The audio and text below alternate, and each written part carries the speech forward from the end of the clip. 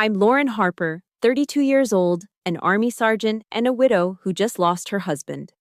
Returning to Pennsylvania after a voluntary deployment to escape the agony of Mark's death, I never expected to walk into a different kind of living hell. The house was freezing, colder than the winter air outside, and it reeked of death. My mother-in-law and brother-in-law had drained every cent of the death gratuity, blood money Mark left behind, to book a luxury cruise. They turned off the furnace, leaving my stepfather-in-law, Arthur, a terminally ill veteran, dying in his own filth. Crueler still, they had swapped his pain medication for tap water to save a few bucks. They thought because Mark was dead, no one would protect this useless old man. But they were wrong. They didn't know Arthur held a secret worth $3.2 million, and he had just given me the detonator to that bomb.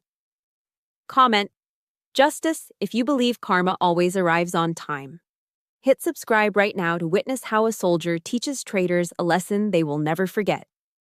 The windshield wipers were fighting a losing battle against the Pennsylvania snow. It was a heavy, wet slush that coated the glass, smearing the world outside into a blur of gray and white. My knuckles were white on the steering wheel of the pickup truck, my shoulders tight with a tension that had nothing to do with the driving conditions. I reached my right hand out to the passenger seat. It was a reflex, a muscle memory carved into me over 7 years of marriage. My fingers brushed the cold leather, expecting the warmth of a hand, the rough texture of a jacket sleeve. Nothing, just empty space. I snatched my hand back like I'd been burned, the grief hitting me in a fresh wave. Mark was gone. 8 months later, and my brain still hadn't rewired itself to accept the silence in the cab. That was why I had taken the voluntary deployment right after the funeral. I needed the noise, the orders, the exhaustion of the army to drown out the quiet. But now I was back. Back to the house we had bought with his parents so we could help care for Arthur. Back to the place that was supposed to be a sanctuary. I just wanted warmth. I wanted to walk into a house that smelled like pot roast or coffee, to hear the furnace humming, to sit in front of the fireplace and try to figure out how to be a widow at 32. I pulled into the driveway. The house was dark. Not the cozy kind of dark where people are sleeping, but a hollow, abandoned kind of dark. The snow on the walkway hadn't been shoveled. It was packed down into ice, meaning no one had been in or out for days. I unlocked the front door and stepped inside. I stopped dead. The air inside the foyer wasn't just cool, it was biting. I exhaled, and a cloud of white mist bloomed in front of my face. I wrapped my coat tighter around myself, confused. The thermostat on the wall to my left read 50 degrees. Why would they turn the heat off in the middle of a nor'easter? Sylvia? Derek? I called out. My voice echoed, flat and unanswered. I walked into the living room, my boots leaving wet prints on the hardwood. That's when I saw it. The fireplace was cold, the grate empty. But above it, on the mantel, sat the triangular flag case, the American flag that had draped Mark's coffin. It was sitting right where I left it, but it was gray. A thick, fuzzy layer of dust coated the glass and the wood frame. My chest tightened. It hadn't just been ignored, it had been treated like a piece of old furniture, unwanted clutter gathering dust. Disrespect burned in my throat, hot and acidic. Mark had died serving this country, and his own mother couldn't be bothered to wipe the dust off his flag. Then, the smell hit me. It was faint at first, masked by the freezing cold, but as I moved toward the back hallway where Arthur's room was, it assaulted me. The thick, acrid stench of ammonia, urine, feces, and something sweeter, heavier, the smell of rotting sickness. Arthur? I pushed the door to the den open. The room was freezing. The blinds were drawn tight, making it pitch black. I fumbled for the switch, bathing the room in harsh overhead light. I gasped, my hand flying to my mouth. Arthur Vance, the man who had been a second father to Mark, a proud Vietnam veteran who used to carry logs on his shoulders like they were twigs, was a skeleton. He was curled into a fetal position on the hospital bed we had set up for him. The sheets were stained dark yellow and brown. He was shivering so violently, the metal frame of the bed rattled. He was lying in his own waste. I rushed to his side, dropping my bag. Arthur! Oh my God, Arthur, I'm here! His skin was paper-thin and ice-cold to the touch. His eyes were squeezed shut, sunken deep into his skull. He didn't seem to hear me. He was delirious, his head thrashing weakly against the soiled pillow. Mark, he rasped, his voice a dry, cracking whisper. Mark, help me. It's cold, son. The sound of my dead husband's name coming from this dying man's lips tore me apart. Arthur didn't know. In his fever, in his agony, he was calling out for the only person who had ever truly protected him. And Mark wasn't coming. I'm here, Dad. I'm here, I choked out, tears stinging my eyes. I'm going to get you warm, I promise. I stripped my heavy coat off and threw it over him, tucking it around his trembling shoulders. I needed water. I needed towels. I needed to kill whoever did this to him. I sprinted to the kitchen, my boots thudding against the linoleum. The house was so quiet, so empty. Where were they? Sylvia wouldn't leave him alone. She was obsessed with appearances. She wouldn't let the neighbors think she was neglecting her husband. I grabbed a pitcher from the counter to fill with water, and that's when I saw the refrigerator. There was a magnet holding a piece of lined notebook paper at eye level. It was a cheap, plastic magnet shaped like a banana with a goofy, grinning face. It looked ridiculous against the stainless steel. I recognized the handwriting immediately. It was Derek's scrawl, lazy, slanted, careless. I ripped the paper off the fridge, my hands shaking so hard the paper rattled. Lauren, if you're reading this, you're back. Good. You handle the old man. Mom and I needed a break. This last year has been a nightmare for us with all the drama around Mark, and we needed to decompress. We booked a suite on Royal Caribbean. Don't call us, the roaming charges are insane.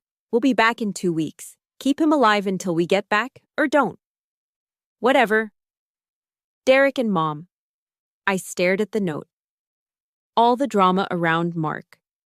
That's what they called my husband's death. That's what they called burying a son and a brother. Drama. A scream built up in my chest, primal and raw. They were on a cruise ship. They were drinking cocktails and eating at buffets in the tropics, soaking up the sun, while they left a cancerous war veteran to freeze to death in his own excrement in Pennsylvania. I looked at the banana magnet, grinning its stupid plastic grin at me. I looked at the words, Royal Caribbean. I crushed the paper in my fist, squeezing it until my nails dug into my palm. The sadness that had weighed me down for 8 months evaporated. In its place, something else ignited. It wasn't grief anymore. It was a cold, hard, military-grade rage. I wasn't just a widow mourning in a cold house anymore. I was a sergeant. And I had just identified the enemy. I filled a large mixing bowl with water from the kettle I'd just boiled. The tap water was freezing, and the water heater seemed to be on its last legs, struggling to push anything lukewarm through the pipes. I tested the temperature with my elbow, just like they taught us in basic first aid, just like a mother would for a baby. It had to be warm enough to cut through the chill in the room, but gentle enough for skin that looked like parchment paper. Walking back into the den, the smell hit me again, but I pushed through it. I set the bowl on the nightstand and pulled a fresh washcloth from the linen closet, one of the few things Sylvia hadn't packed or sold. It's okay, Arthur, I whispered, pulling the soiled sheets away from his shivering body. I've got you. We're going to get you clean. He was barely conscious, but as the warm, wet cloth touched his chest, his eyes fluttered open. Confusion gave way to realization, and then, instantly, to horror. He tried to pull away, to cover himself with hands that were too weak to lift. No, he groaned, a sound that came from the bottom of his throat. Tears leaked from the corners of his eyes, tracking through the gray stubble on his cheeks. Lauren, don't. Please. Not you. It broke my heart. This man had been a vibrant, strong carpenter. He had built the deck on the back of this house with his own 2 hands. He had served in Vietnam, trekking through jungles, surviving things most people couldn't imagine. And now, he was crying because his daughter-in-law had to clean him up like an infant. Shh. Hey, I soothed, keeping my voice steady and matter-of-fact. I didn't stop working. I knew if I hesitated, it would make it worse. It's just a body, Arthur. It's just dirt. We're getting rid of it. You're Mark's dad. That makes you my dad. And dads take care of kids, and kids take care of dads. That's the deal. He squeezed his eyes shut, turning his head to the wall, his chest heaving with silent sobs. As I worked, rinsing the cloth and wringing it out, a quote from Mother Teresa floated into my mind, something I'd read years ago and never fully understood until this exact moment in this freezing room. The most terrible poverty is loneliness and the feeling of being unloved. Arthur wasn't poor because he lacked money. He was poor because the people who were supposed to love him had treated him like garbage to be thrown out. My mind drifted back, pulled by the gravity of grief, to the day we buried Mark. It was raining that day too, a cold, miserable drizzle that soaked into everything.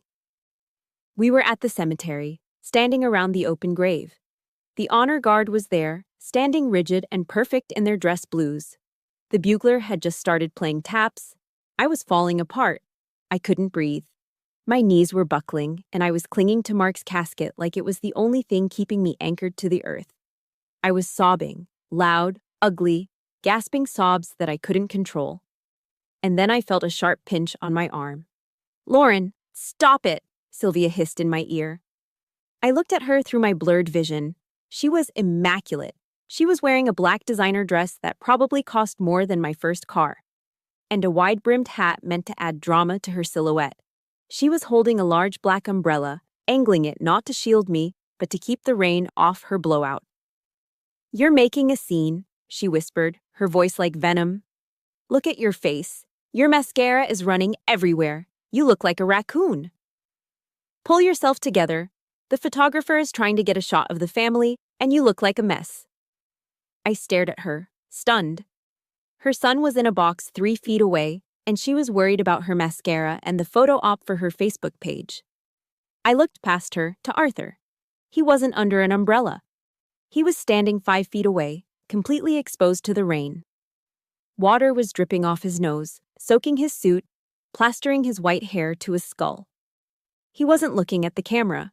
He wasn't looking at Sylvia. He was staring at the flag draped over the coffin. His back was straight, despite the cancer that was already eating at his bones back then. His hand was raised in a slow, trembling salute. He stood there for the entire ceremony, shaking from the cold and the grief, honoring the boy he had raised since he was 4 years old. He didn't care about his shoes or his suit. He was losing a piece of his soul. That was the difference. Sylvia loved the attention Mark gave her. Arthur just loved Mark. "Lauren?" The weak voice pulled me back to the present. The water in the bowl was cooling. Arthur was clean now, dressed in a fresh flannel pajama top I found in the bottom of a drawer. I had wrapped him in 2 thick wool blankets. He was looking at me, his gray eyes clearer than they had been when I arrived. He looked exhausted, his face gaunt, his skin waxy.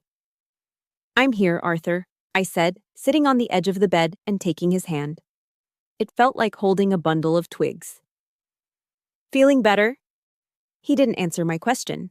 Instead, he frowned, his brow furrowing with effort. He squeezed my hand, a grip so faint it was like a ghost's touch. "You look thin," he whispered, his voice raspy. Have you eaten, sweetheart? Mark would be so upset if he saw you this skinny." The air left my lungs. Here he was, dying, starved, dehydrated, left in a freezing house by his wife and stepson.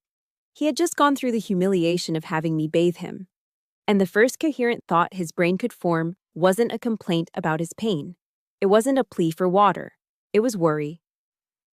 For me. He was worried I hadn't eaten lunch. The contrast between this dying old man and the monsters on that cruise ship was so sharp it physically hurt. Sylvia and Derek were probably gorging themselves on shrimp cocktails and steak right now, using Mark's death money, while the man who actually loved Mark was lying here, worrying about my appetite. Tears pricked my eyes again, but these weren't from grief. They were from a fierce, protective love. "I'm okay, Dad," I choked out, using the title I knew he cherished. I'll eat. But we need to get some fluids in you first. If you believe that real family isn't defined by blood, but by who stays when things get tough, please hit that like button right now. It helps share Arthur's story. And comment, real love below if you're on our side in this fight. I watched him as his eyes began to drift closed again, the exertion of speaking draining his battery. He looked peaceful for the first time since I walked in, safe in the knowledge that he wasn't alone. I sat there in the quiet, listening to the wind howl outside and the shallow rhythm of his breathing. I didn't want to move. I didn't want to let go of his hand. But as the room fell silent, a sudden harsh blue light illuminated the dark corner of the room. My phone, lying on the bedside table where I'd tossed it, lit up. It wasn't a call, it was a notification. And then another. And another. I gently let go of Arthur's hand and picked up the device. The screen glowed against my face in the darkness, cold and artificial. I unlocked it, and the icons for my banking app were sitting there, staring back at me. I took a deep breath. It was time to see exactly how much damage they had done. The blue light of the smartphone screen cut through the darkness of the den like a laser, stinging my tired eyes. I sat on the edge of Arthur's bed, the silence of the freezing house pressing in on my eardrums. Outside, the wind whipped against the siding, but inside, the only movement was the rhythmic rise and fall of the old man's chest under the pile of blankets I'd scavenged. My thumb hovered over the notification. It was from Instagram. Chloe. Chloe was Derek's girlfriend, a 24-year-old aspiring influencer who had never worked a day in her life. She was the kind of person who treated funerals like networking events and tragedies like content opportunities.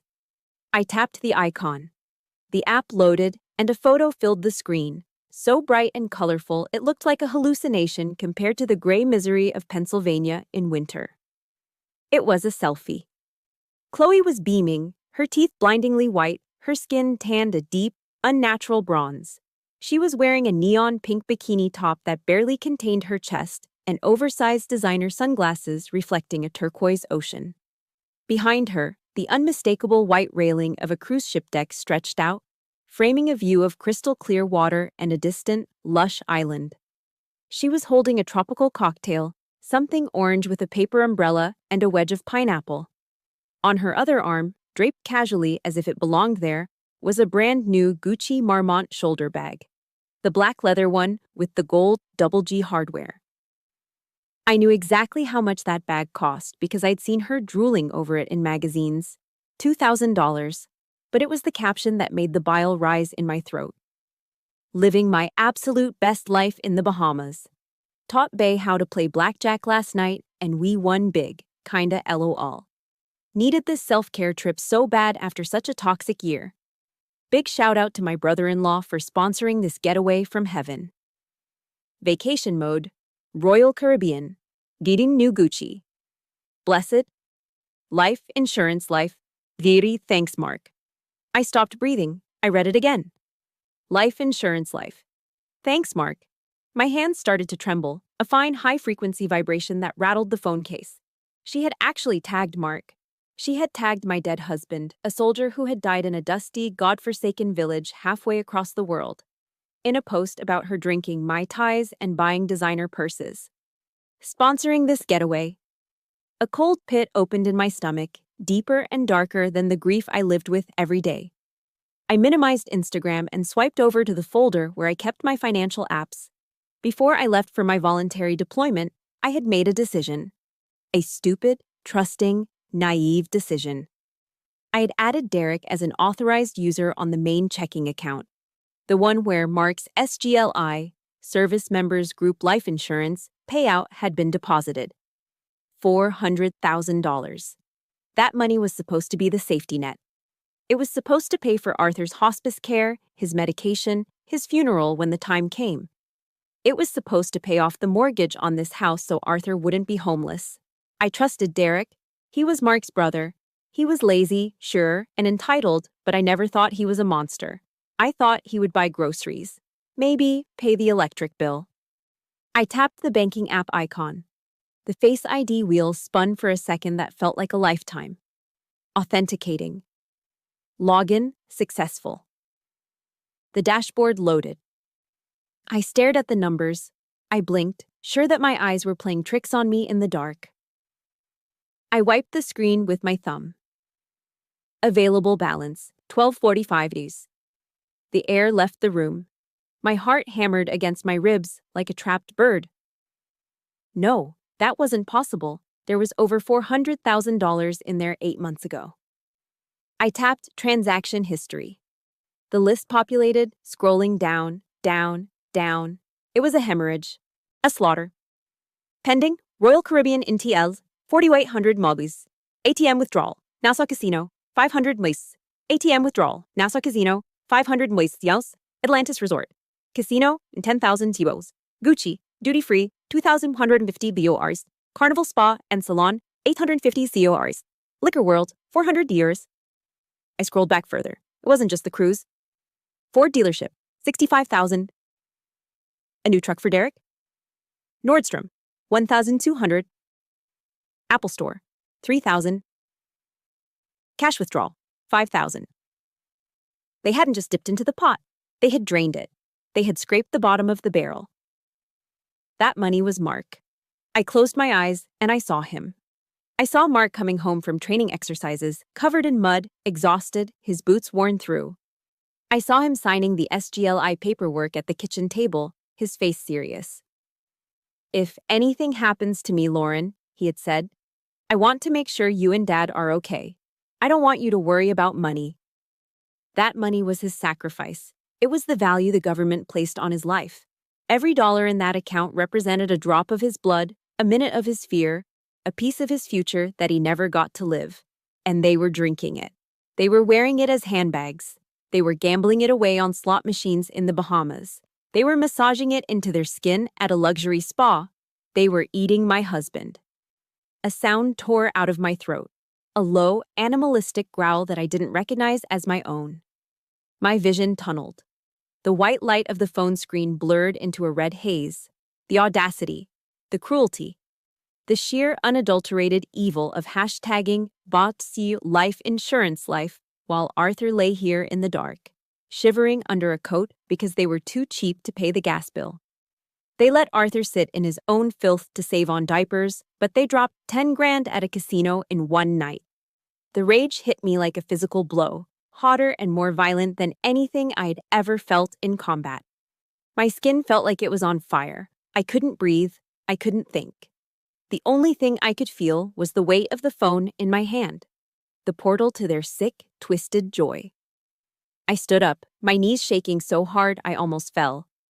I looked at the screen one last time, at Chloe's vacuous, smiling face, mocking everything Mark had died for. "You parasites!" I hissed through gritted teeth. I pulled my arm back and hurled the phone across the room with every ounce of strength I possessed. It flew through the dark like a missile and smashed into the drywall opposite the bed. Crack! The sound was explosive in the quiet house. The screen shattered, sending shards of glass raining down onto the floorboards, the light finally, mercifully, extinguishing into darkness. The sound of the iPhone shattering against the drywall echoed like a gunshot, a violent crack that seemed to suck the oxygen right out of the room. For a split second, there was total silence. Then, the screaming started. It didn't come from me. It came from the bed. The sudden noise had startled Arthur, jerking him out of his fragile, exhausted sleep. The abrupt movement must have twisted his spine, triggering the bone cancer that had been eating away at his vertebrae for months. "Oh God, oh Jesus, make it stop!" Arthur's voice wasn't a whisper anymore. It was a guttural, wet shriek of pure agony. He arched his back off the mattress, his skeletal fingers clawing at the sheets, his legs kicking out in a futile attempt to run away from the pain exploding inside his own body. "Arthur, I'm sorry, I'm so sorry." I scrambled over to him, panic seizing my chest. I had seen men shot. I had seen soldiers lose limbs to IEDs in the desert. I knew what pain looked like. But this was different. This was torture. His eyes were rolled back in his head, showing only the whites, and his jaw was clamped so tight I thought his teeth would shatter. "Mark, it breaks. It's breaking," he sobbed, tears streaming horizontally into his ears. "I've got you. I'm getting the medicine. Hold on, Dad. Just hold on." I spun around to the nightstand. I knew the protocol. Hospice care meant a comfort kit kept nearby for breakthrough pain. The small brown glass bottle of liquid morphine. Roxanol. It was the only thing that could touch this level of suffering. 0.5 milliliters under the tongue, every 4 hours, as needed. I grabbed the bottle sitting next to the empty water pitcher. My hands were shaking, adrenaline dumping into my system, but my training took over. Assess, execute, relieve. I gripped the cap to twist it off, bracing myself to push down and turn, anticipating the child safety locking mechanism. But the cap spun freely. There was no resistance, no click, click, click of the safety seal. It was loose. I frowned, a flicker of unease pricking at the back of my neck. Maybe Sylvia had just left it loose after the last dose. It was careless, dangerous even, but in a crisis, people made mistakes. I pulled the dropper out of the bottle. I froze. The liquid inside the glass pipette was clear. Crystal clear. Morphine sulfate isn't usually invisible. It has a slight viscosity to it, a heaviness. Sometimes it's tinted blue or red depending on the pharmacy, but even the clear stuff has a syrup-like texture. This dripped off the end of the pipette fast, like water. "Lauren, please." Arthur moaned behind me, a sound of absolute wretchedness. I brought the dropper up to my nose. I expected the medicinal, chemical bitterness of opioids. I expected the smell of a hospital. Instead, I smelled a swimming pool. Chlorine. It was the unmistakable sharp scent of treated municipal tap water. The same water that came out of the kitchen faucet downstairs.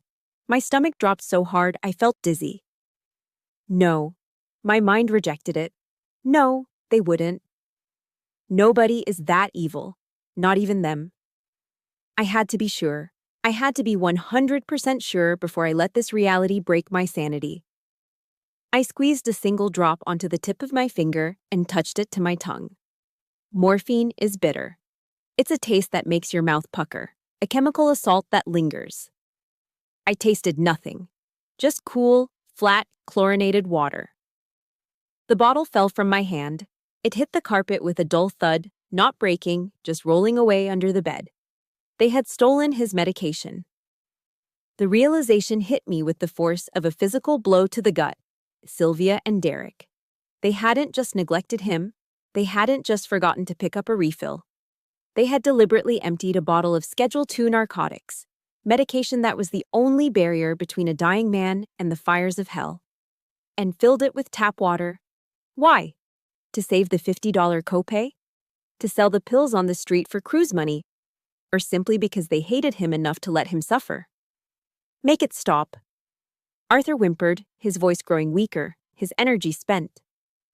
He was curling into a ball again, shivering, defeated by the pain. I looked at the empty space on the nightstand where the medicine should have been. I looked at the man writhing on the bed. This was a crime scene. This wasn't just a bad family dynamic. This was torture. They had looked at this man, a man who had worked for 30 years to put a roof over their heads, a veteran who had served his country, and decided his pain was less important than their vacation. They had looked into his eyes, handed him a dropper of water, and told him it was medicine. They had gaslit a dying man while his bones were snapping from the inside out. I remembered Sylvia's voice from the last Thanksgiving dinner, shrill and self-righteous, preaching over the turkey. "Honor thy father and thy mother," she had lectured when Mark missed a Sunday call. "It's the first commandment with a promise, Lauren. You people in the military, you forget God's laws. Honor thy father." She was honoring him with water while she drank martinis on his grave. A cold, dark calm washed over me. The shaking in my hands stopped. The panic vanished. I turned back to the bed. I couldn't give him morphine. I didn't have any. But I could give him heat. I could give him presence. I climbed onto the bed, boots and all. I didn't care about the dirt. I pulled Arthur into my arms, wrapping my body around his frail frame. spooning him to share every ounce of body heat I had. I pulled the blankets up over both of us, creating a cocoon against the freezing room. "I've got you, Dad," I whispered into his ear, rocking him gently. "I'm so sorry. The medicine. We're out. But I'm here. I'm not leaving." Focus on my voice. He buried his face in my jacket, gripping my sleeve with a desperate strength. He cried, soft, broken whimpers that vibrated against my chest. I stared into the darkness of the room, my eyes wide and dry. I wasn't crying anymore. I was done crying. I visualized Sylvia's face. I visualized Derek's smirk. I visualized them laughing on that ship, clinking glasses, thinking they had gotten away with the perfect crime. They thought Mark's death had left Arthur defenseless. They thought I was just a grieving, broken widow who would roll over and clean up their mess. They forgot who I was. They forgot that before I was a wife, before I was a widow, I was a soldier. I had been trained to identify threats. I had been trained to eliminate them. I stroked Arthur's thin, white hair as his breathing finally started to hitch and slow, exhaustion overtaking the pain. "I swear to you, Arthur," I whispered into the dark, a vow made to him and to the ghost of my husband. "I swear on Mark's life. They will not get away with this. I won't just sue them.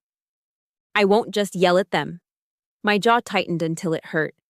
"I am going to destroy them. I am going to take everything they have, piece by piece, until they are left with nothing but the clothes on their backs and the shame in their souls. I will be their karma." "Why?" The question formed in my mind, screaming for an answer. Why can human beings be this cruel? As if hearing my silent question, Arthur shifted in my arms. His breathing changed. He wasn't asleep. He was awake, and suddenly, strangely calm. He moved his hand, tapping weakly on my arm, signaling me to let him go. He had the answer. And it was hidden right underneath us. The room had fallen into a heavy, suffocating silence after the chaos of the last hour. The only sound was the wind rattling the loose siding outside and the hum of the old refrigerator downstairs. I was still holding Arthur, my arms cramping from maintaining the embrace that was keeping him warm, my mind racing with plans of revenge that felt too big and too violent for this small, freezing room. Then, Arthur shifted. It wasn't the restless, agony-filled twitching from before. It was deliberate. He pushed against my chest, his strength surprisingly solid. I pulled back, looking at his face, expecting to see the glazed, delirious look of pain returning. But I didn't.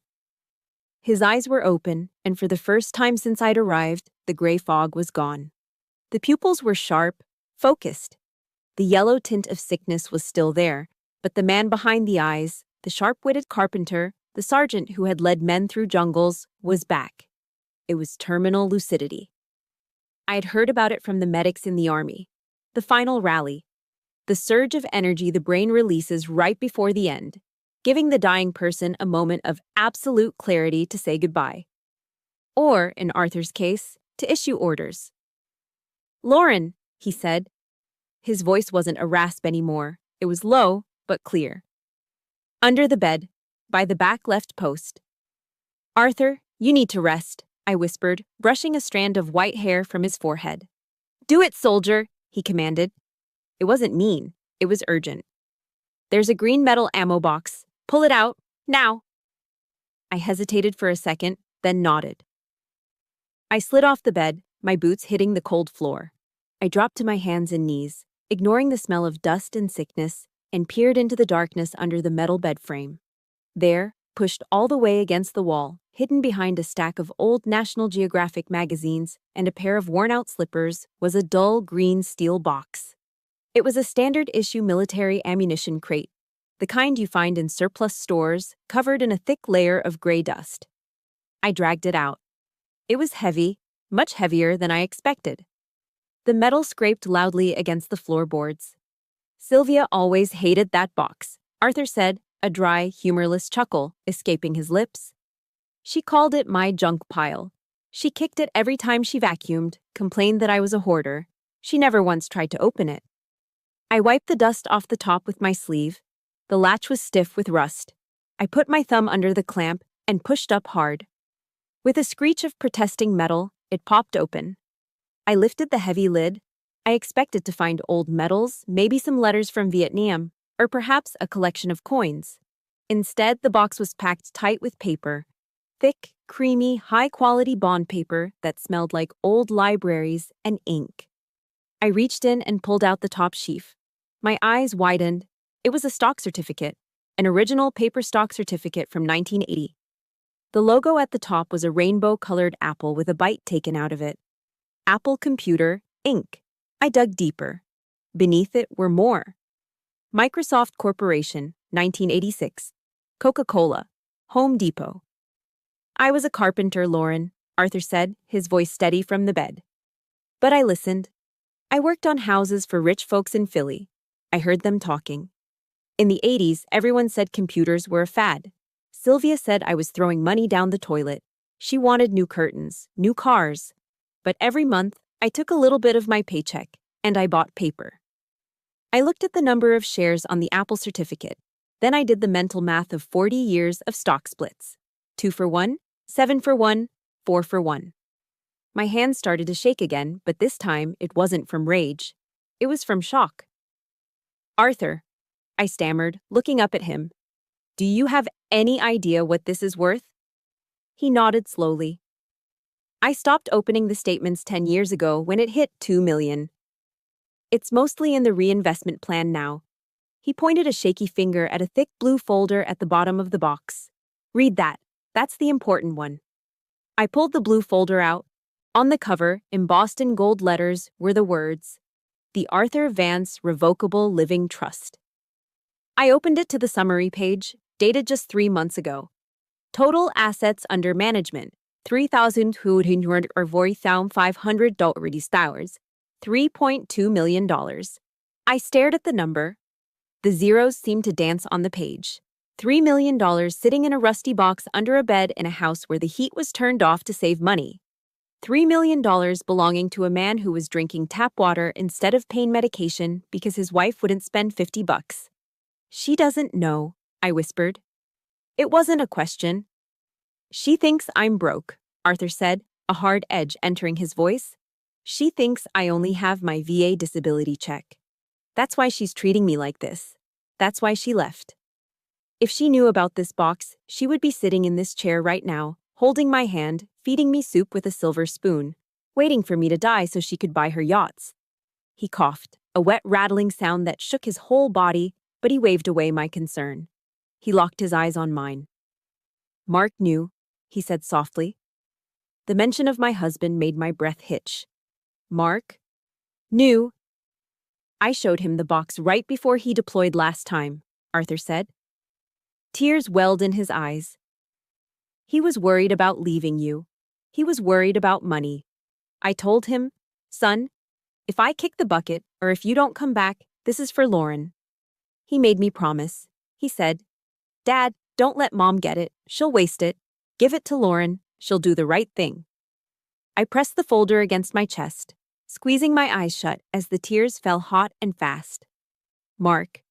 Even from the grave, he was taking care of me. He had kept this secret to protect me. This is the test, Lauren, Arthur whispered. I wanted to see. I wanted to see if they would care for me because I was a husband and a father, or if they only cared about what they could get. Well, I got my answer tonight. He gestured to the empty nightstand where the water-filled morphine bottle had been. They failed, he said simply. They failed, and they are fired. He reached out his hand. Give me the folder. Look at the back. There's a card stapled to it. I handed it to him. He flipped it over and tapped a business card. Catherine Ross, estate attorney. You need to call her, Arthur commanded. My phone is in the top drawer. It's an old flip phone, but it works. Call her. Tell her it's a code red. She knows what that means. Now? I asked. Arthur, it's 3 a.m. There's a blizzard outside. I don't have time, Lauren, he snapped, the urgency cracking his voice. I can feel it. The clock is ticking. If I die before I sign the amendment, Sylvia gets everything.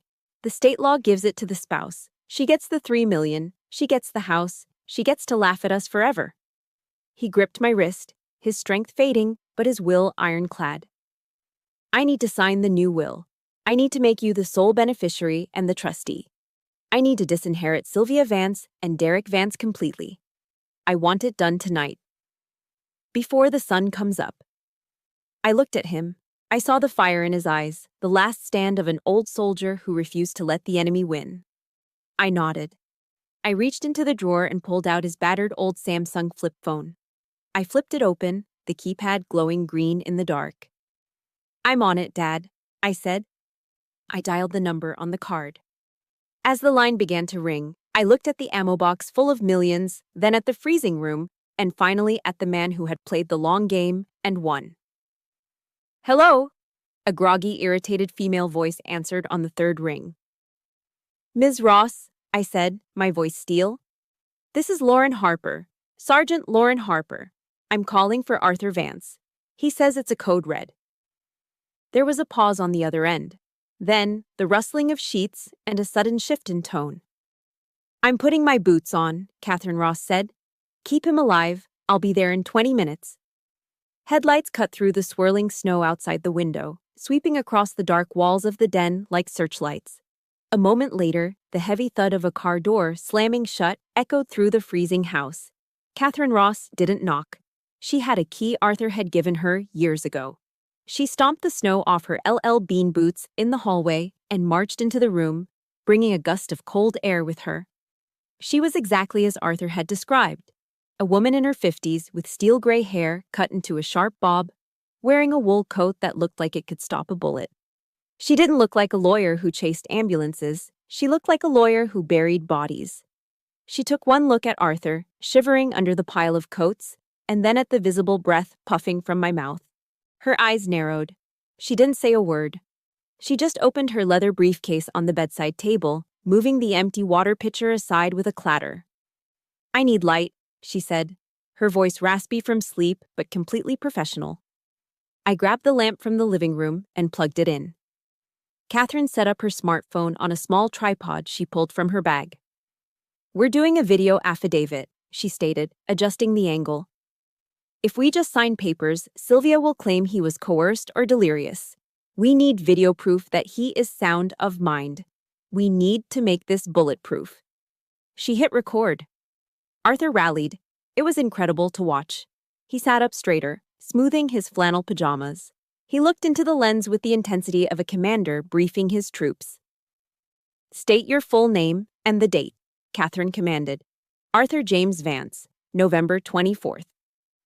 Do you understand the document you are about to sign?" "I do," Arthur said, his voice firm. "It is an amendment to my revocable living trust. I am removing Sylvia Vance and Derek Vance as beneficiaries.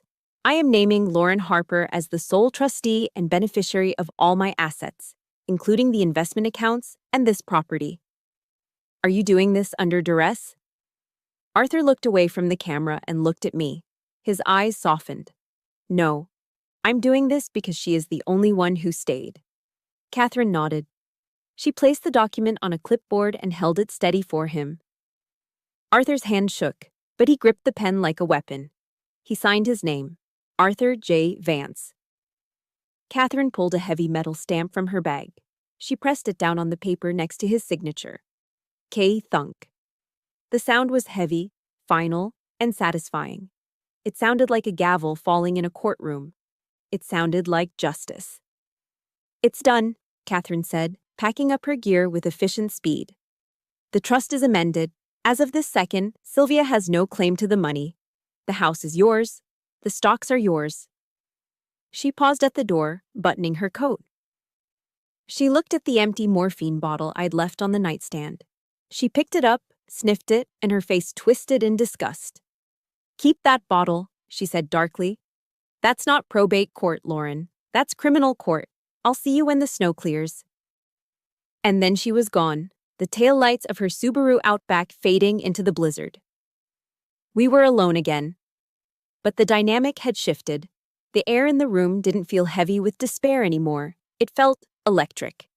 We had the shield. Now, we needed the sword. I looked at Arthur. He was fading again, the burst of energy from the signing draining away. But he pointed a trembling finger at his old flip phone on the table. Get them, he whispered. I picked up the phone, but I didn't use his. I pulled out my own iPad from my bag, the only device I hadn't smashed against the wall.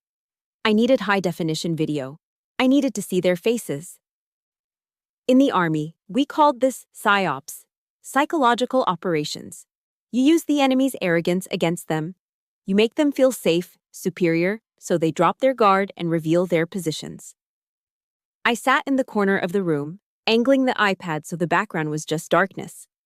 I pulled down the control center and tapped the screen record button. A tiny red dot appeared in the top corner. I opened FaceTime and dialed Sylvia.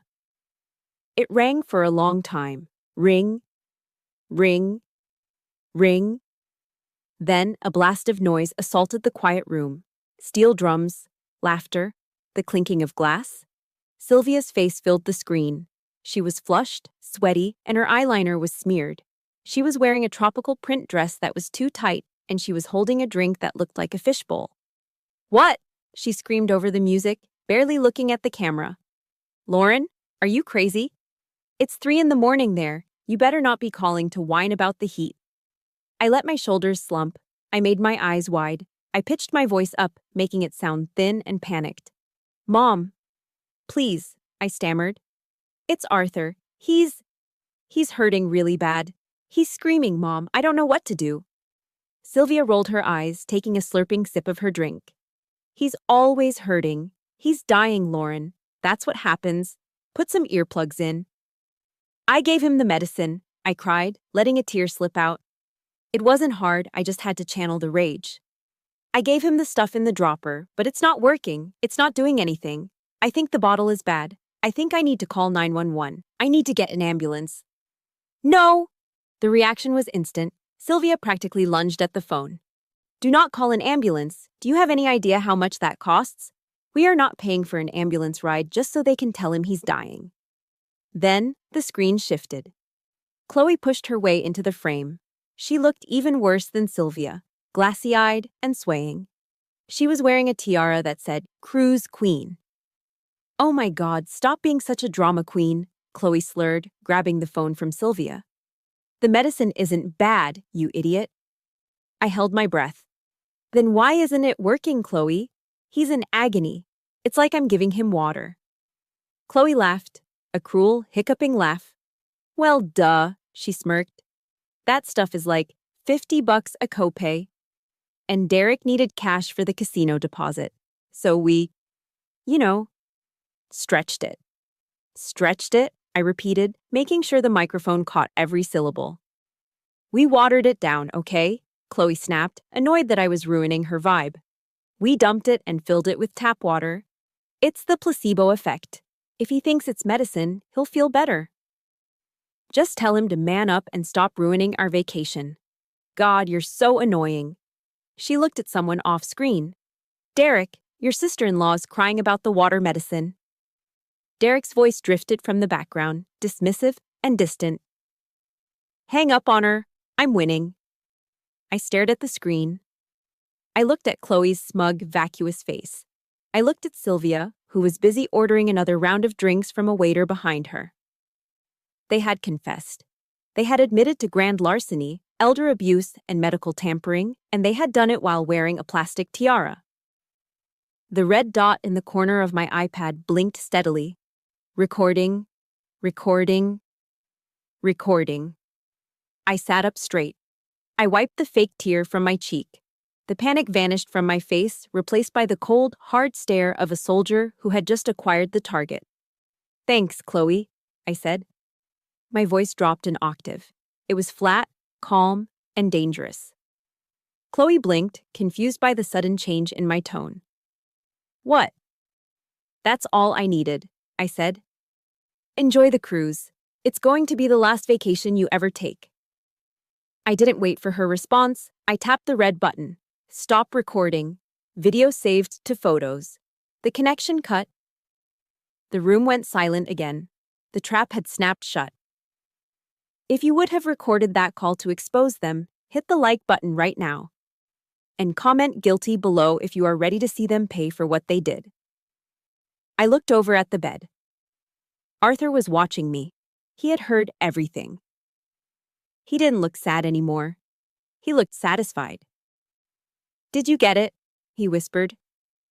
"I got it, Dad," I said, walking over to him. "We have them." He let out a long, slow breath, his eyes drifting toward the window where the first hint of gray light was starting to touch the snow. "Good," he murmured, his voice barely audible. "Good. Now." "I'm tired, Lauren.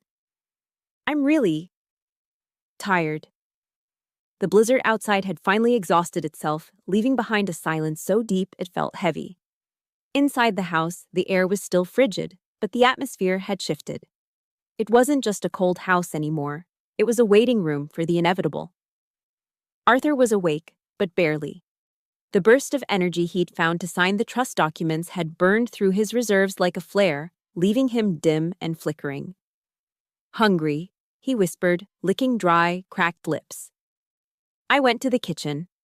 The cupboards were bare. Sylvia and Derek had cleared out anything of value or substance before they left. No pasta, no soup, not even a box of crackers. But in the back of the pantry, hidden behind a box of stale tea bags, I found a single can of Del Monte, sliced peaches in heavy syrup. I opened it, the metallic click-pop of the tab echoing in the empty kitchen. I didn't have a bowl, so I just grabbed a spoon and took the can back to the den. I sat on the edge of the bed and fed him, one slice at a time. The syrup dripped from the spoon, gold and sweet. "Peach cobbler," Arthur murmured, his eyes closing in pleasure as he swallowed. Just like the one you made for 4th of July." It was just cold canned peaches, but I smiled, blinking back tears. "Yeah, Dad, it's my special recipe." He ate 3 slices, then turned his head away. He was done. He looked at the ceiling, his gaze unfocused, drifting through time. "I taught him to ride, you know," he whispered. "Who?" I asked softly, wiping his chin. "Mark. He was 6. Sylvia was screaming, said he'd break his neck. I took the training wheels off." A faint, ghostly smile touched his lips. He fell, scraped his knee to the bone, blood everywhere. He didn't cry. He just looked at me and said, "Put me back on, Dad." Arthur turned his head to look at me, his gray eyes swimming with liquid light. He was stubborn. "Just like you. That's why he loved you, Lauren. You don't stay down." "Neither do you," I said, my voice trembling. "I'm tired, sweetheart," he sighed, the air rattling in his chest. I think I'm ready to get off the bike now." I nodded, squeezing his hand. "It's okay. You can let go. Mark is waiting." The change happened around 3 a.m. The rhythm of his breathing shifted. It became the sound every soldier and every nurse knows. The Cheney-Stokes respiration. Long, deep breaths followed by terrifying pauses of silence. Inhale, exhale, silence, silence, inhale. I didn't call 911. I didn't panic. I just climbed onto the bed next to him, sitting cross-legged, holding his hand in both of mine. The room was freezing, but I felt a strange warmth radiating from him, as if his soul was burning bright one last time before leaving. I started to hum. My voice was shaky at first, but it found its strength in the dark. Amazing grace. How sweet the sound. That saved a wretch like me. I sang the song he had requested for his funeral years ago, back when we joked about death over Sunday dinners. I sang it to drown out the wind. I sang it to guide him home. I once was lost, but now am found. Was blind, but now I see. Arthur took one last, long breath. It shuddered through his frame, a final release of pain and burden. And then, he didn't breathe in again. The silence that followed was deafening. It was louder than the storm, louder than the screaming in my head earlier. It was the absolute, final silence of a life completed. I waited for a minute, then 2. I reached out and gently closed his eyes. They were no longer gray. They were just empty. The man who had raised my husband, the man who had saved my future tonight, was gone. I didn't scream. I didn't wail. The grief was there, a crushing weight in my chest, but it was solid and hard like a stone. I didn't have the luxury of falling apart. Not yet. I stood up. I kissed his forehead. It was already cooling. "Goodbye, Dad," I whispered. Then I went to my duffel bag in the hallway. I unzipped it. Inside, wrapped in plastic, was my dress blues, the Army service uniform. I had brought it because I had planned to visit Mark's grave on Veterans Day. Now it would serve a different purpose. I stripped off my civilian clothes, the jeans and sweater that smelled of travel and stress. I put on the crisp white shirt. I buttoned the dark blue jacket. I adjusted the gold stripe on the trousers. I pinned my ribbons to my chest. I tied my hair back into a tight regulation bun. I looked in the mirror. I didn't see a grieving widow. I saw a sergeant. I saw a soldier preparing for war. I walked back into the den. I stood at the foot of the bed, my spine rigid, my heels together. I raised my right hand in a slow, sharp salute. I held it for a long count of 3, staring at the form under the blanket. "Mission accomplished, sir," I said into the quiet room. "You are relieved of duty. I have the watch." I dropped my hand. Then I picked up the phone and called the funeral home. Mr. Henderson arrived an hour later, just as the sun was bleeding a pale, bruised purple over the snow-covered horizon. He came with 2 assistants and a gurney. They were respectful, silent, moving with the practiced grace of men who deal with death daily. As they strapped Arthur onto the gurney and covered him with a velvet quilt, Mr. Henderson turned to me, holding a clipboard. "Mrs. Harper," he said softly, "I assume Mrs. Vance, Sylvia, will want to arrange a viewing, a service at the chapel? We usually do a 3-day wake for veterans." I looked at him. I was standing by the fireplace, the gold buttons of my uniform catching the early light. "No," I said. Mr. Henderson blinked. "I'm sorry?" "No viewing, no wake, no funeral service," I said, my voice leaving no room for argument. "I am the executor and the sole next of kin as per the medical directive and the trust signed this morning." I handed him the paperwork Catherine had left. "I want a direct cremation," I instructed. "Immediately. I want his ashes in an urn, and I want them returned to me by Thursday." "But the rest of the family," he hesitated. "Mrs. Vance might want to say goodbye." I looked at the empty spot on the floor where I had found Arthur lying in his own waste just hours ago. "Mrs. Vance had months to say goodbye," I said coldly. "She chose a cruise instead. She doesn't get to come back here and cry over a casket she didn't pay for.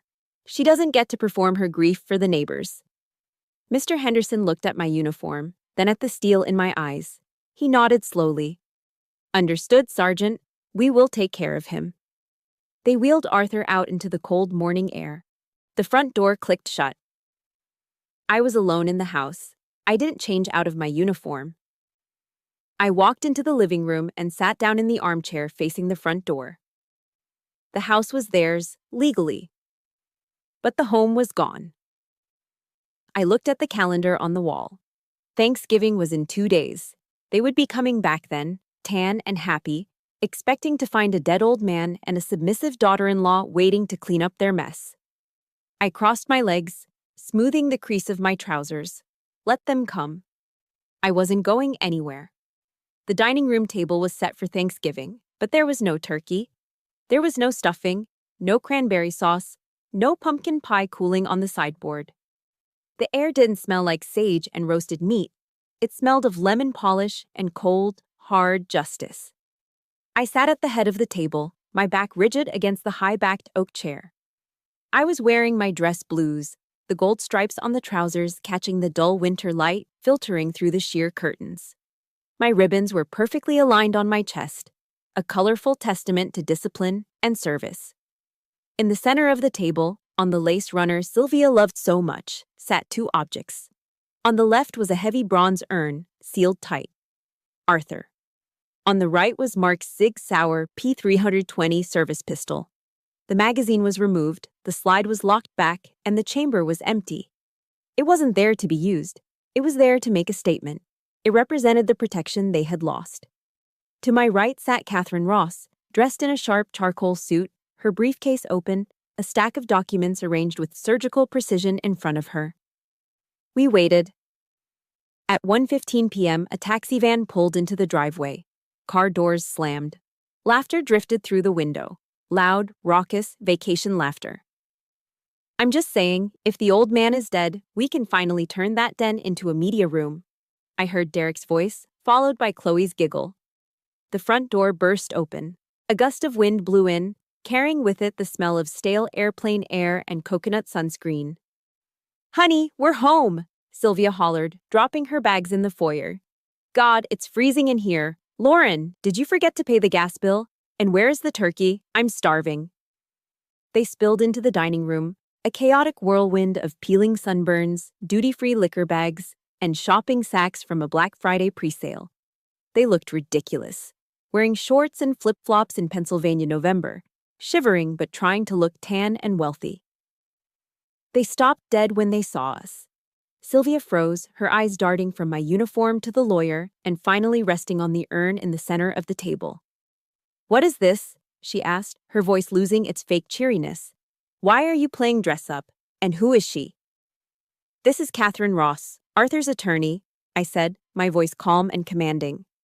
"And that," I pointed to the urn, "is your husband." Sylvia blinked. She looked at the urn, then shrugged, dropping into a chair. "So he finally let go." "Well, God rest his soul. It's for the best. He was suffering." She looked around. "Is that why there's no food? Seriously, Lauren, you couldn't throw a ham in the oven?" Chloe and Derek sat down, looking bored. Derek reached for an apple from the fruit bowl, ignoring the urn of the man who raised him. "We need to discuss the estate," Catherine said, cutting through the silence. "Mr. Vance left specific instructions to have this meeting immediately upon your return." Sylvia perked up. Greed instantly replaced indifference. "Estate? You mean the insurance? Did the VA send a check?"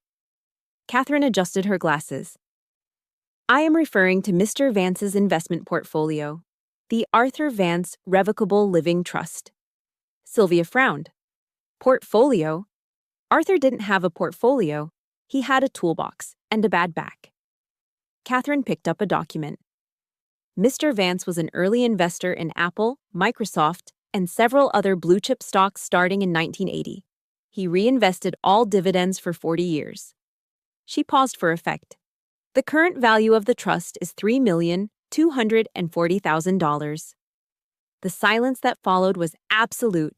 You could hear the wind outside. Sylvia's mouth fell open. Her eyes bulged. Derek dropped the apple. Chloe actually gasped, sitting up straight. "3 million," Sylvia whispered. Then a scream of pure, unadulterated joy ripped out of her throat. "I knew it! I knew that cheap old bastard was holding out on me." She jumped up, grabbing Derek's shoulders. "We're rich! Derek, baby, we are rich! We can buy the beach house. We can buy the boat." She turned to me, her face flushed with victory. "See, Lauren? I told you sticking around paid off. $3 million. She reached for the stack of papers in front of Catherine. "Give me the checkbook. I need to transfer this before the banks close." "Sit down, Mrs. Vance," Catherine said. Her voice was like a whip crack. Sylvia paused. "Excuse me?" "I haven't finished reading the disposition of assets," Catherine said coldly. "What is there to read?" Sylvia laughed, a manic, high-pitched sound.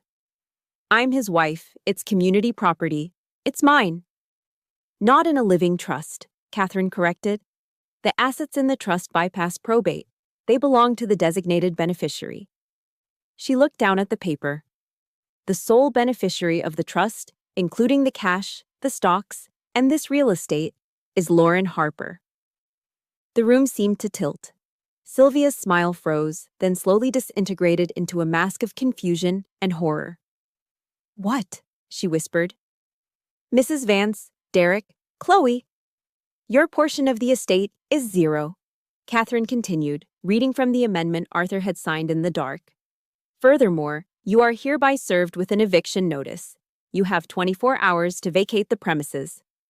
"You lying bitch!" Sylvia lunged across the table. Her face was twisted into a demonic snarl.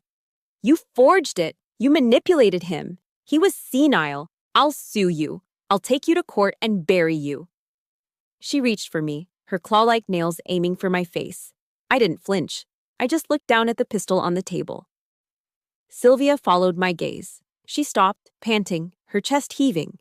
The sight of the gun, Mark's gun, checked her violence.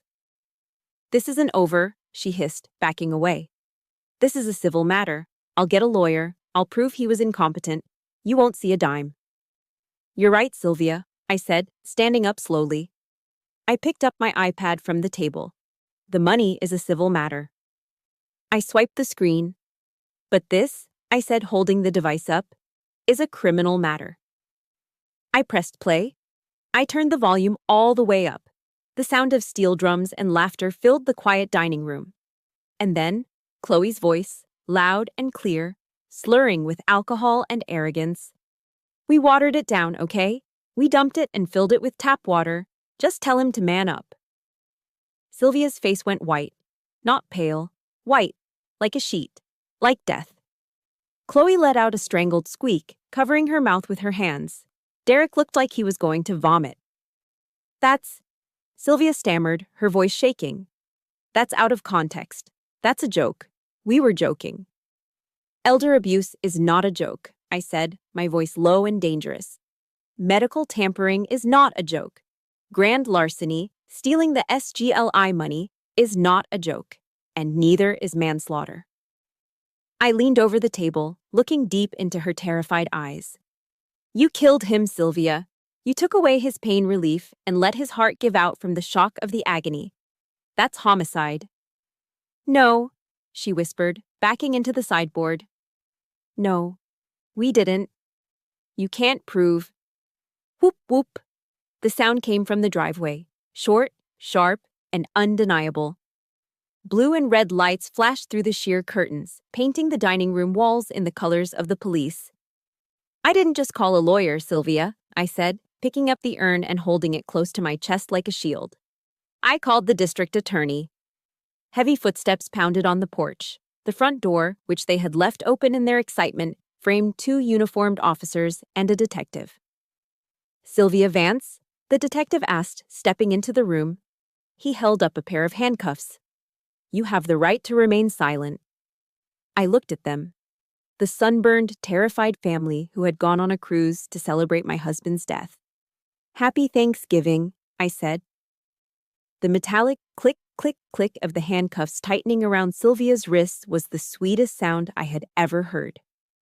It was better than music. It was the sound of consequences finally catching up to a woman who thought she could outrun them forever.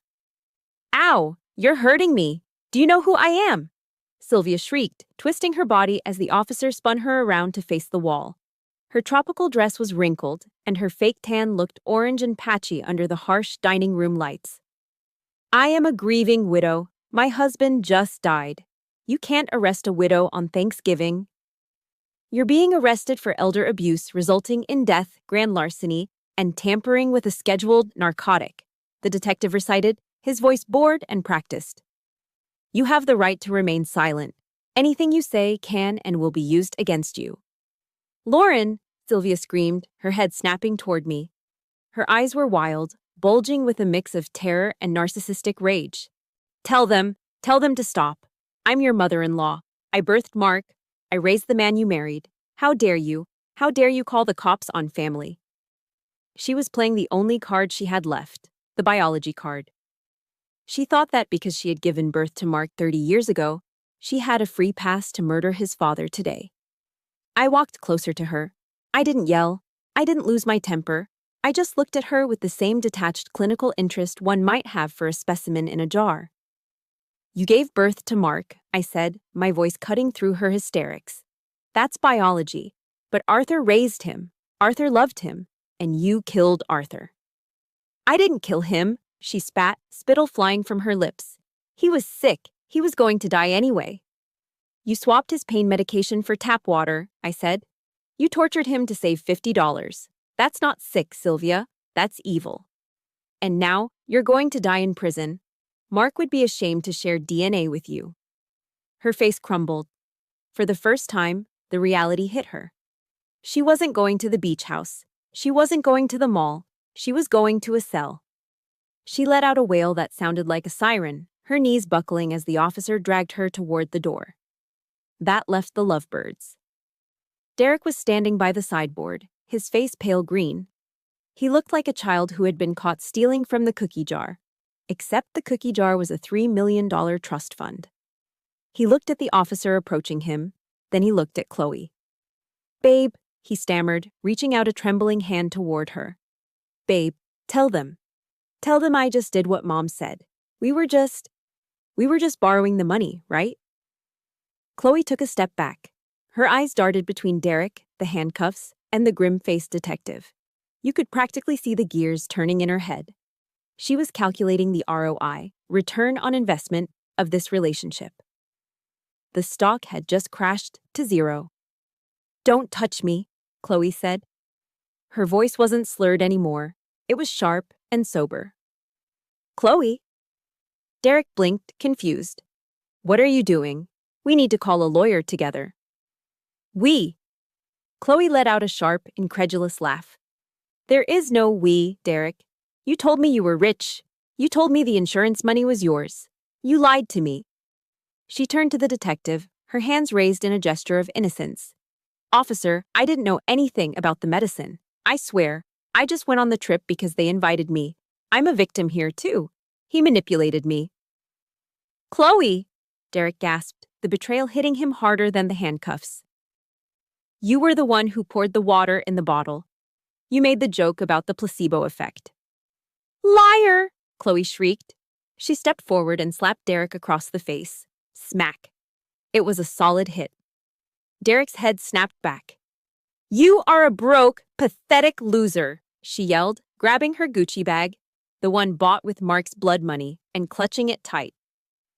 "I am breaking up with you. Don't call me. Don't write me from jail. We are done." She pivoted on her heel and marched toward the door, pushing past the officers. "I'm leaving. I'm not an accessory. I'm single." And just like that, the love of his life was gone, scurrying away like a rat fleeing a sinking ship, taking her stolen handbag with her. Derek stood there, his cheek red from the slap, his wrists being pulled behind his back by the second officer. The arrogance he had worn an hour ago, when he was joking about turning Arthur's death room into a media center, had evaporated. He was stripped bare.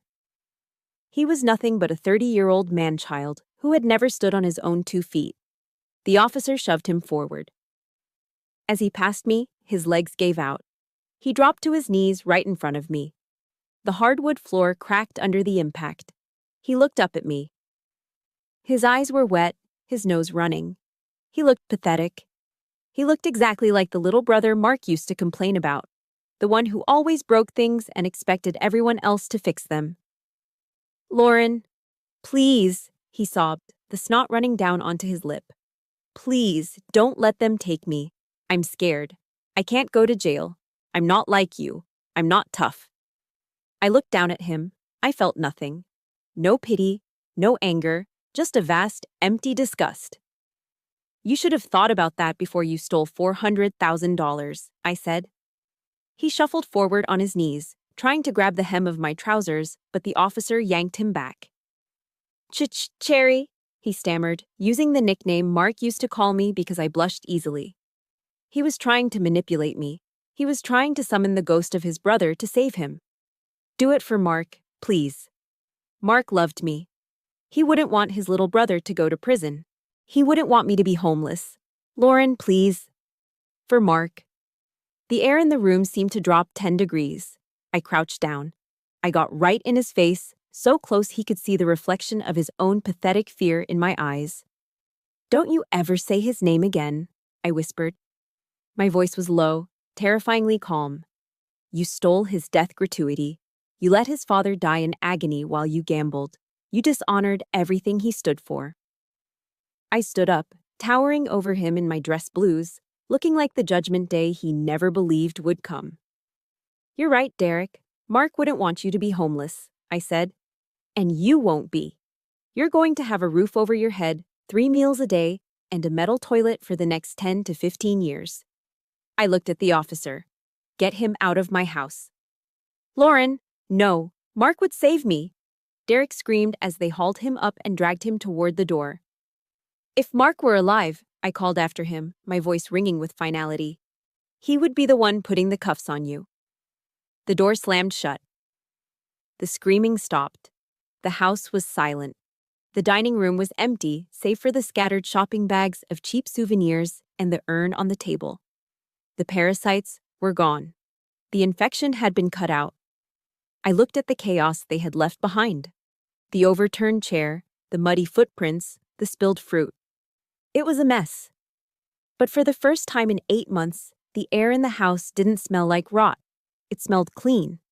It smelled like winter. It smelled like freedom. The blizzard had finally broken. I stepped out onto the front porch, squinting against the blinding brilliance of the morning sun reflecting off 2 feet of fresh, pristine snow. The world was quiet, save for the distant rhythmic scraping of a county plow truck clearing the main road down the hill. The air was crisp and clean, sharp enough to freeze the inside of your nose, but it felt good. It felt like the first real breath I had taken in 8 months. I had packed my life into the back of my Ford F-150 in less than an hour. I didn't take much.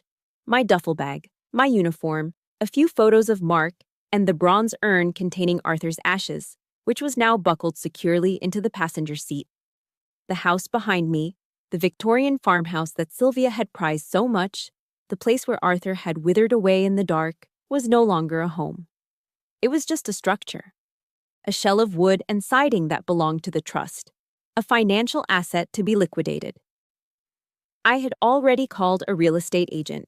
It would be on the market by Monday.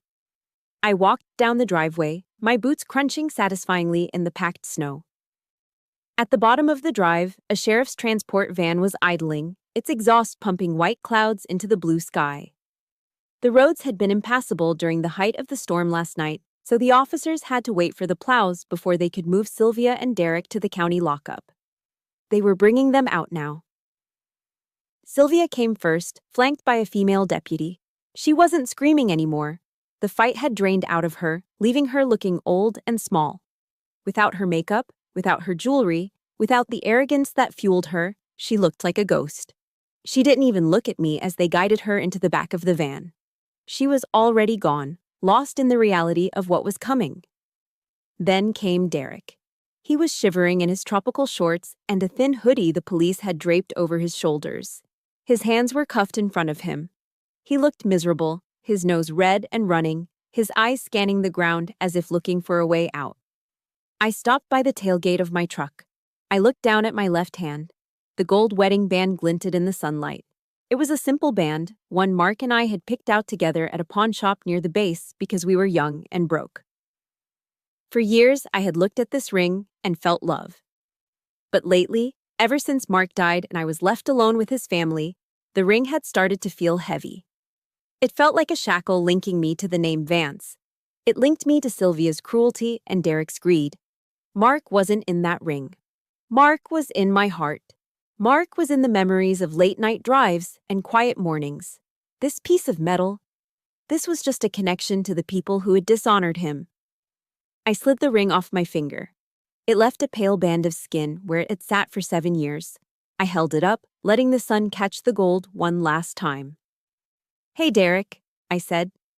My voice wasn't loud, but in the crisp morning air, it carried perfectly. He looked up, his eyes widening as he saw the gold between my fingers. "You wanted Mark's money so bad?" I asked. "You can have this." I flicked my wrist. The ring arched through the air, spinning in the sunlight, and landed with a soft plip in a snowbank near the edge of the driveway, right next to a patch of yellow slush. Derek's reaction was instinctive. It was pathetic. "No!" he gasped. He lunged. He actually lunged for it. He jerked away from the deputy, diving toward the snowbank, his cuffed hands reaching out desperately for the few $100s of gold buried in the ice. He slipped on the slick pavement and went down hard, face first into the snow, scrambling like a starving animal fighting for a scrap. "Get up," the deputy barked, hauling him up by the back of his hoodie. "Jesus, kid, have some dignity." Derek stood up, covered in snow, shaking, his eyes fixed on the spot where the ring had disappeared. He looked at me, and for a second I saw the realization hit him.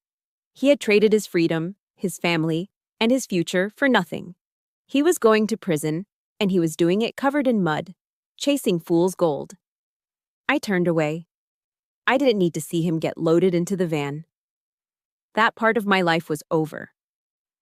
I climbed into the driver's seat of my truck and slammed the door. The cab was warm, the engine was humming a low, steady growl. I looked at my right hand. On my ring finger, I now wore a different ring. It was heavy, made of dull steel, with the eagle, globe, and anchor engraved on it. Arthur's Marine Corps service ring. It was too big for me, so I had wrapped the band in tape, just like soldiers do in the field. I rested my hand on the gear shift. I thought about the bank transfer I had scheduled with Catherine Ross just an hour ago. $3.2 million. It was a life-changing amount of money. It was enough to buy a mansion, a fleet of cars, to disappear to an island and never work again. But that wasn't who I was, and that wasn't who Arthur was. I had kept half, $1.6 million. Enough to ensure I never had to worry, enough to maybe start a small business or buy a cabin near a lake where I could fish and think. The other half, $1.6 million, was already gone. I had signed the paperwork to establish the Arthur and Mark Vance Memorial Fund. The money was going to the Wounded Warrior Project and the Fisher House Foundation. It would build ramps for disabled vets. It would pay for therapy for soldiers with PTSD. It would provide housing for families whose loved ones were recovering in military hospitals. Sylvia and Derek had tried to use Arthur's money to buy handbags and cruises. Now, that same money was going to save the lives of men and women who actually deserved it. It was the ultimate poetic justice. I put the truck in drive. "You ready, boys?" I asked, looking at the urn in the passenger seat and touching the photo of Mark on the dashboard. I pulled out of the driveway, the tires crunching over the snow. I didn't look in the rearview mirror. I didn't look at the house. I didn't look at the police van. I turned onto the main road, heading west toward Route 30. The road ahead was plowed and salted, a strip of black asphalt cutting through the white landscape, leading toward the horizon. Martin Luther King Jr. once said, "The arc of the moral universe is long, but it bends toward justice." He was right. Sometimes it bends slowly. Sometimes it takes years. Sometimes it feels like it's breaking. But if you stand your ground, if you fight for what is right, eventually, it snaps back. I rolled down the window, letting the cold wind rush in, stinging my cheeks and filling my lungs. I took a deep breath. The nightmare was over. The winter was ending. "Mark, Arthur," I whispered to the wind. "Rest easy. You two can stand down now. I've got it from here." I pressed the gas pedal, and for the first time in a long time, I wasn't running. I was driving toward my life. Looking back at my journey, I realized the hardest pill to swallow wasn't the stolen money. It was the betrayal by the people I called family. I used to believe that family meant staying and enduring, no matter how toxic things got. But I learned the hard way that family is a title earned through love and care, not a right you're born with. Setting those boundaries wasn't an act of hate toward them. It was the highest form of self-respect for myself. I realized that if I kept opening the door for people who hurt me, I was just handing them the weapon. Walking away was the bravest thing I ever did to save my own life. Now, I want to turn this over to you. Have you ever felt trapped by a sense of duty to family members who only drain you? Or have you found the courage, like I did, to finally cut those ties and choose your own peace? Please scroll down and share your story in the comments. I read them, and I want to know I'm not alone in this. If seeing justice finally served gave you the relief you needed today, please hit that like button and subscribe to the channel. Let's stick together and remind each other that we are strong enough to start over.